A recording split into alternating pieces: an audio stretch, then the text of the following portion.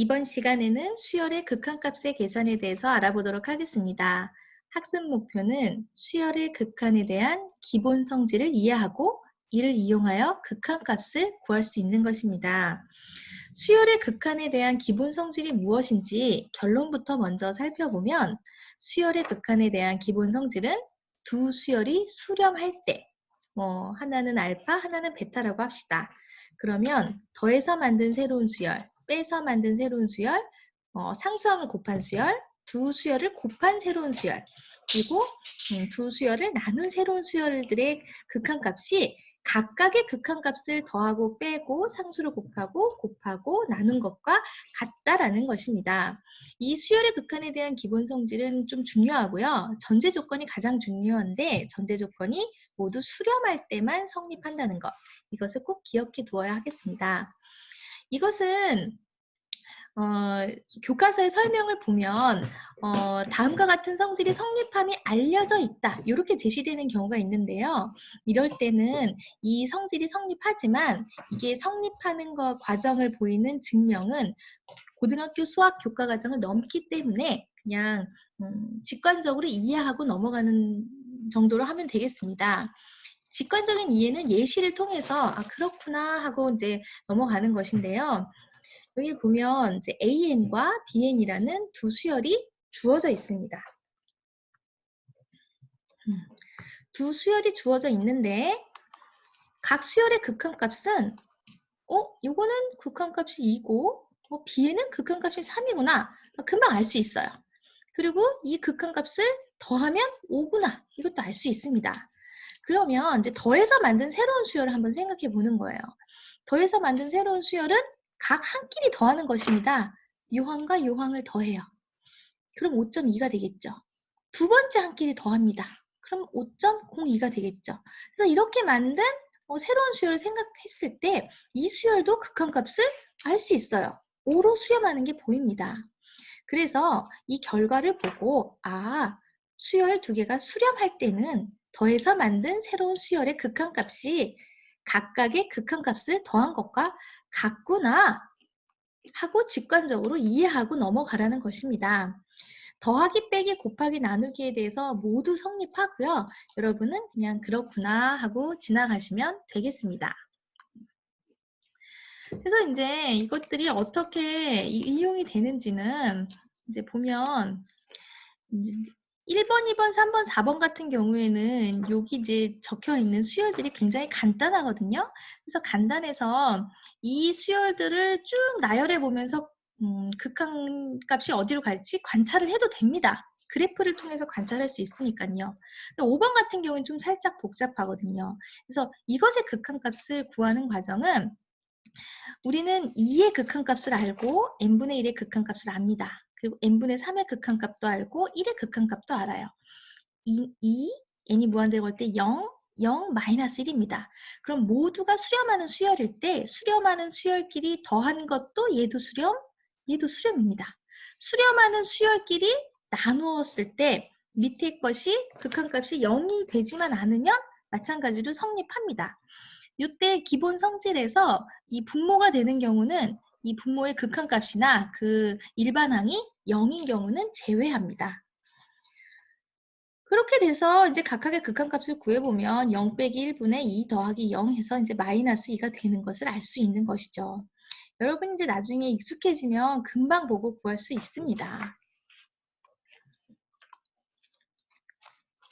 이 수열의 극한값을 계산해서 무한대가 되는 경우를 안 다룰 수가 없어요. 사실 무한대가 되는 경우는 무한대가 되는 경우가 이제 더하기 무한대, 무한대 빼기 무한대, 무한대 곱하기 무한대, 무한대 나누기 무한대 이렇게 꼴을 4가지로 정리를 해보면 어떤 두 수열이 있는데 AN도 무한대로 가고 BN도 무한대로 가면 더하면 무한대로 가겠죠.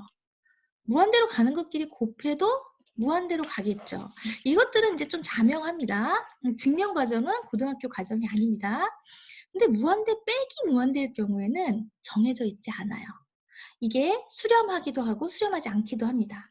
무한대 나누기 무한대일 경우에도 정해져 있지 않아요.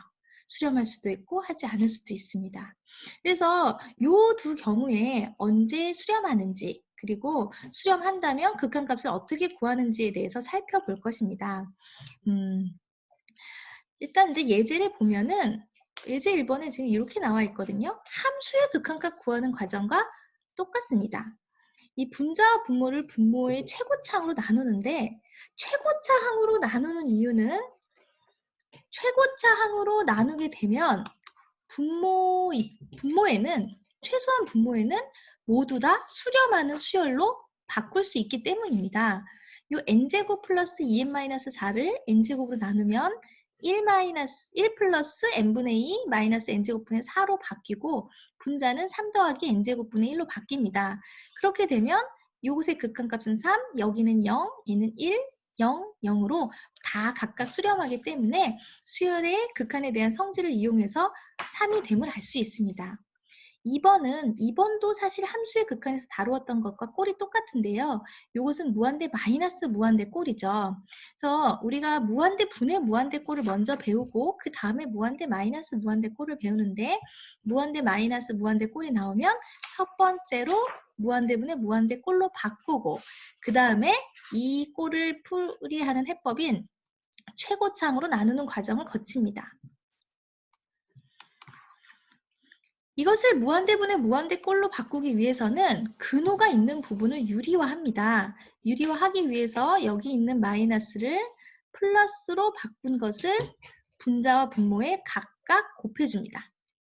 각각 곱해주면 이제 합차 공식에 의해서 n제곱 플러스 n 마이너스 n제곱이 돼서 이 항이 사라지고 분자에는 n만 남게 되겠죠. 그렇게 되면 이제 이 꼴이 무한대분의 무한대꼴로 바뀐 것이고 그렇기 때문에 분모의 최고차항으로 나눠주는데 최고차항은 이것은 n차 여기는 n제곱으로 되어 있지만 이 제곱은 근호 안에 있기 때문에 이건 1차입니다. 그래서 분자 분모를 각각 n으로 나눠준다고 생각하면 되겠어요. 그러면 1, n이 근호 안으로 들어가면서 n제곱이 되기 때문에 여기는 1 더하기 n분의 1이 됩니다. 그러면 n분의 1은 극한값이 0이고 나머지는 다 상수가 돼서 남아있으므로 극한값이 최종적으로는 2분의 1이 됨을 알 수 있습니다. 다음 수렴과 발산을 조사하시오. 이것도 이제 얘도 무한대 마이너스 무한대 꼴. 그래도 n이 무한대로 갈 때 이제 무한대 플러스 무한대 꼴이라고 볼 수 있을 텐데 아까랑은 조금 상황이 다릅니다. 이 무한대 마이너스 무한대 꼴은 어떻게 뭐 유리화를 한다든가 이렇게 해서 무한대 플러스 무한대분의 무한대 꼴로 바꿔야 되는데 그럴 수 있지가 않아요. 그럴 때는 뭘 이용하냐면 직관적으로 알 수 있는 사실 하나를 이용합니다. 어떤 그 수열이 두 개가 있을 때 한 수열은 수렴하고 한 수열은 발산합니다. 그럼 수렴하는 수열과 발산하는 수열을 곱하게 되면 지금 이제 양의 무한대로 발산하는 수열이에요. 이 극한값이 양수면 곱했을 때 양의 무한대로 발산, 극한값이 음수면 곱했을 때 음의 무한대로 발산한다는 것이 알려져 있습니다. 알려져 있다는 것은 증명되었지만 그 과정을 고등학교에서 보일 수는 없다는 것입니다. 그냥 직관적으로 받아들이면 돼요. 알파 곱하기 무한대가 되면 얘는 무한대로 발산. 양수일 경우였죠. 얘가 음수일 때 알파 곱하기 무한대면 마이너스 무한대. 그럼 이 사실을 이용하는데 어떻게 이용하냐면 무한대가 되는 것을 앞으로 하나 빼고 하나는 수렴하는 수열로 바꾸는 것입니다. 그래서 여기서 최고차항을 앞으로 빼니다. n제곱 마이너스 5n인데 n제곱항을 앞으로 빼면 요 안에 1 마이너스 n분의 5라고 쓸 수 있겠죠. 그렇게 되면 이 1 마이너스 n분의 5는 n이 무한대로 갈 때 1로 수렴합니다. 수렴하는 수열과 양의 무한대로 발산하는 수열을 곱해서 만든 수열은 양의 무한대로 발산하게 되는 것입니다.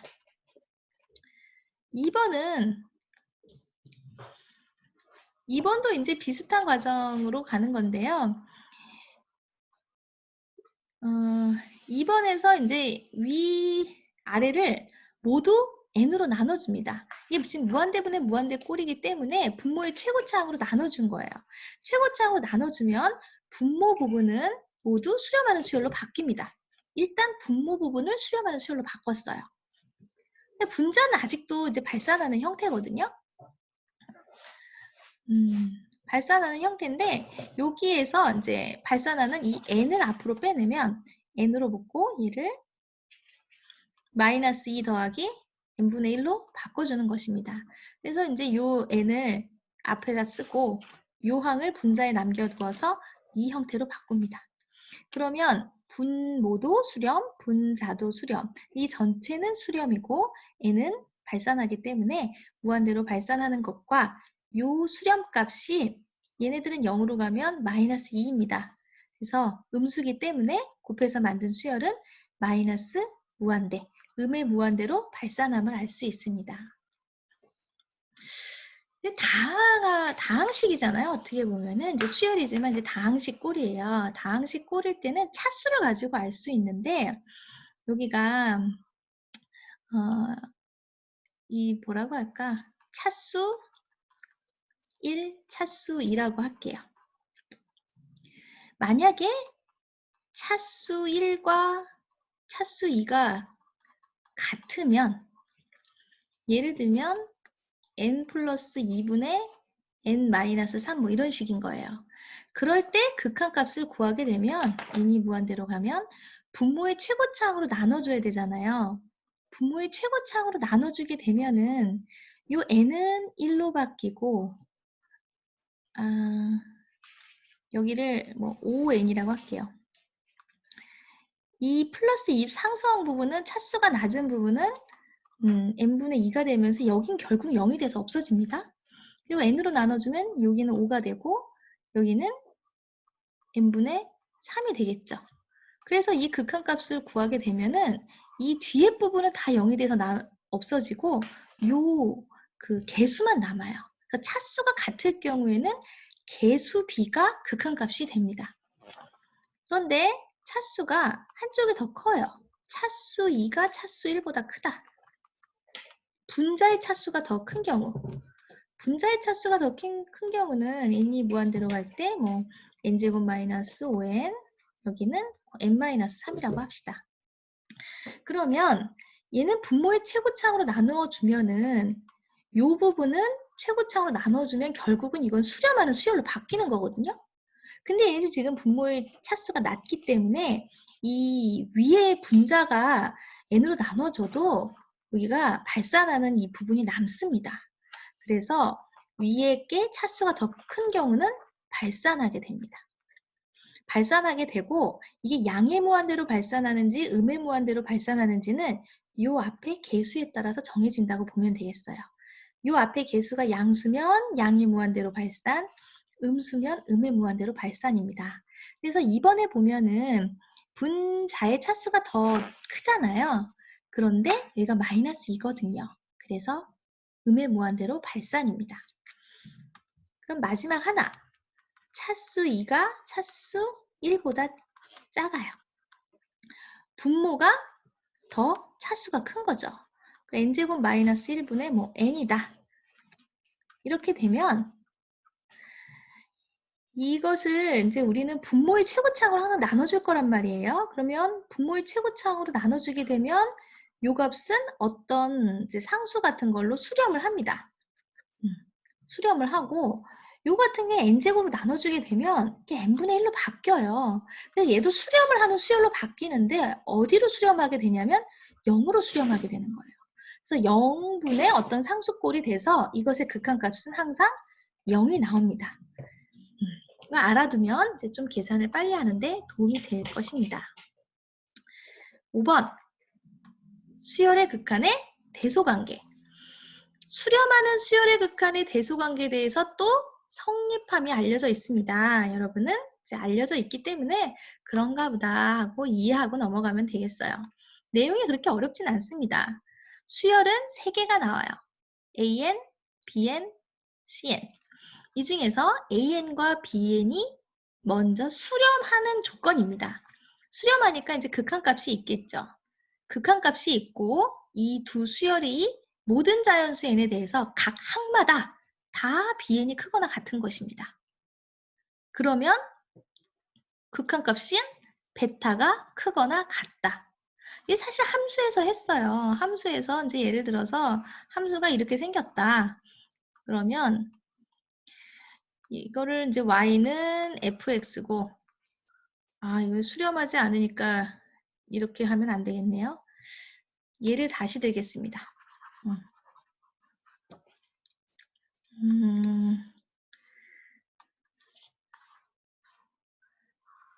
y는 fx. 요 값은 뭐 4라고 할게요. 4에 수렴하는 어떤 함수고, 이거는 y는 gx. 똑같이 4에 수렴하는 항상 하지만 fx보다 어떤 큰 함수입니다. 수열도 일종의 함수고, 수열은 그냥 우리가 다룬 함수와 다른 점이 정의역이 자연수라는 것입니다. 여기 1이 있으면 요 fx를 따르는 수열을 an이라고 하고 gx와 관련되는 수열을 bn이라고 하면 a1은 이 값, b1은 이 값, 여기가 2라고 합시다. 그러면 a2는 요 값, b2는 요 값. 여기가 3이면 a3은 여기, b3은 여기. 4라고 하면 A4는 여기, B4는 여기 이런 식이에요. 그럼 모든 자연수 n에 대해서 지금 이제 bn이 다 계속 큰 상태죠. 그렇게 되면 커도 되고 같아도 됩니다. 중간에 어디 만나다가 이렇게 가도 돼요. 그렇게 되면 극한값은 베타가 항상 알파보다 크거나 같다입니다. 여기서 이제 설정하기에 따라서 gx랑 알파 fx랑 극한값이 똑같을 수도 있고 gx가 만약에 이렇게 더 올라가는 함수면 여기 뭐 5가 있다고 해요. 그러면 얘는 극한값이 5, 얘는 극한값이 4 이렇게 될 수도 있고 둘 다 극한값이 4 이렇게 될 수도 있고 그래요. 여기에서 이제 조금 주의해야 될 사항은 이렇게 대소관계 박스 안에는 각각의 항이 크거나 같을 때 극한값이 크거나 같다라고 나와서 헷갈리지 않는데 두 수열 AN과 BN에 대해서 각 항이 모두 BN이 항이 모두 AN보다 커도 극한값은 등호가 아니라 이게 부등호가 아니라 등호가 들어가야 됩니다. 극한값은 똑같을 수 있습니다. 예를 들어서 AN과 BN이 n분의 1, n분의 2면 극한값은 모두 0이어서 같습니다. CN이라는 새로운 수열이 하나 더 있다고 할게요. 그리고 이 수열 CN은 모든 항이 AN과 BN 사이에 있습니다. 이 말은 이제 C1은 A1과 B1 사이에 있고 C2는 A2하고 B2 사이에 있다. 뭐 이런 뜻이에요. 모든 C1, C2 이런 CN들이 다 이 사이에 있고 AN의 극한값과 BN의 극한값이 같으면 이 CN은 그 사이에 있거든요. 근데 극한값이 똑같아요. 그러면 당연히 CN의 극한값도 똑같겠죠. 이것들의 극한값이 똑같으면 CN의 극한값도 같다. 그래서 이 성질을 이제 이용해서 뭔가 극한값을 구할 때 좀 수열의 형태가 어려워가지고 구하기 어려운 경우에 알고 있는 쉬운 수열을 이제 AN과 BN으로 만들어서 극한값이 똑같다는 걸 보이면서 CN의 극한값을 구하는 과정에 이용합니다.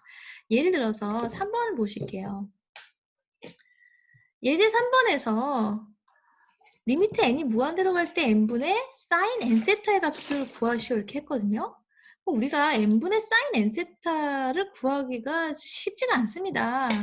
일단 1분의 이제 수열을 나열하면 sin 세타 2분의 sin 2세타 3분의 sin 3세타 이렇게 가는 수열이거든요. 생각하기 쉽지 않죠. 그래서 뭘 이용하냐? 일단 sin n세타의 값이 세타에 따라 달라지지만 세타의 값이 달라지지만 어쨌든 간에 사인이기 때문에 마이너스 1에서 1 사이에요. 근데 이제 구하려는 형태는 요거기 때문에 요 부등식이 만족되는데 각 항을 다 n으로 나눠줍니다. 나눠줘도 성립하겠죠. 이때 n은 이게 이제 수열에서는 n은 항상 자연수거든요. 그래서 모든 자연수 n에 대해서 자연수로 나눠줬으니까 부등호의 방향이 바뀌지 않습니다. 그러면 이제 우리의 목적은 이것의 극한값을 구하는 것이고, 이 마이너스 n분의 1하고 n분의 1은 극한값이 0이라는 걸 이미 알고 있어요. 그래서 얘는 그 사이에 있는 수열인데 극한값이 모두 0이기 때문에 이것도 이제 극한값이 0이어야만 한다. 그걸 이용하는 거고 그렇게 어렵지 않습니다. 오늘 배운 걸 다시 한번 되돌아보면 극한의 기본 성질, 더하기 빼기 곱하기 나누기, 각각 극한값을 더해도 된다. 그런데 언제? 두 수열이 수렴할 때. 그리고 수열의 극한의 대소관계, 두 수열이 수렴하고 극한값이 뭐 알파, 베타 이렇게 돼 있으면 모든 자연수 n에 대해서 항이 다 각각 클 때 극한값도 크거나 같다라는 거. 그리고 어떤 수열 CN이 있어서 그 사이에 있는 수열이면 극한값이 똑같다. 그럼 CN도 같은 극한값을 갖는다. 이 정도 알면 되겠습니다.